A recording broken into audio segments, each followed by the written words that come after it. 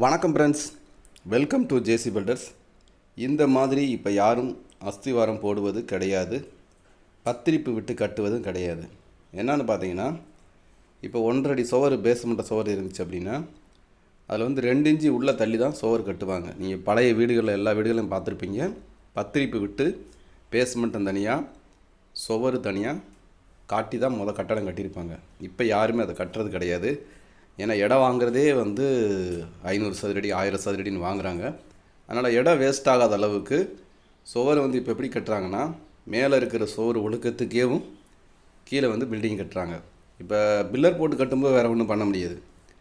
அது வந்து நம்ம கீழேருந்து பில்லரு 3/4 அடி சுவர் வர்றதுனால அதில் பத்திரி போட்டு கட்ட முடியாது. கருங்கல் அஸ்திவாரத்தில் மட்டும்தான் அந்த மாதிரி பண்ண முடியும். அதுவுமே இப்போ யாரும் பண்ணுறதே கிடையாது. ஏன்னா மேலேருந்து இப்போ எல்லோரும் விரும்புகிறது பத்திரிப்பெல்லாம் யாரும் விரும்ப மாட்டேங்கிறாங்க. பூசுனா ஒன்று போல் இருக்கணும், சுவர் வால் ஒன்று போல் இருக்கணும் தான் இப்போ எல்லோரும் விருப்பம். அதனால் எல்லா இடங்களும் இப்படி தான் வேலை நடக்குது.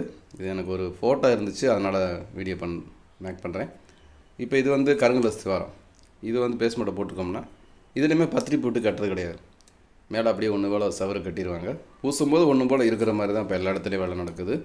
யாரும் பத்திரிப்பு போட்டு இடத்த வேஸ்ட் பண்ணுற அளவுக்கு இப்போ யாரும் கிடையாது.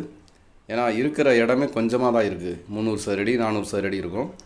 அதில் நம்ம பத்திரி போட்டுட்டோம்னா பக்கத்துக்கு 2 இன்ச்சு போகும்போது 1/2 அடி மொத்தத்தில் குறைஞ்சிரும்.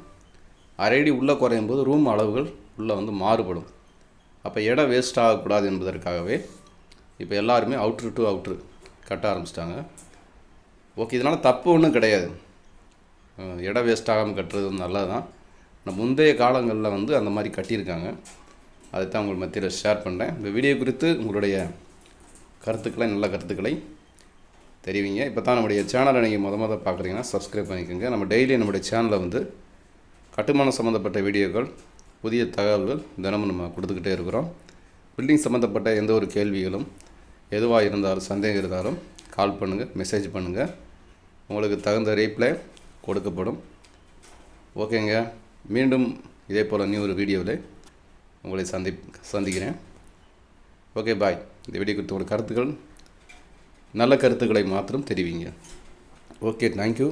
தேங்க்ஸ் ஃபார் வாட்சிங்.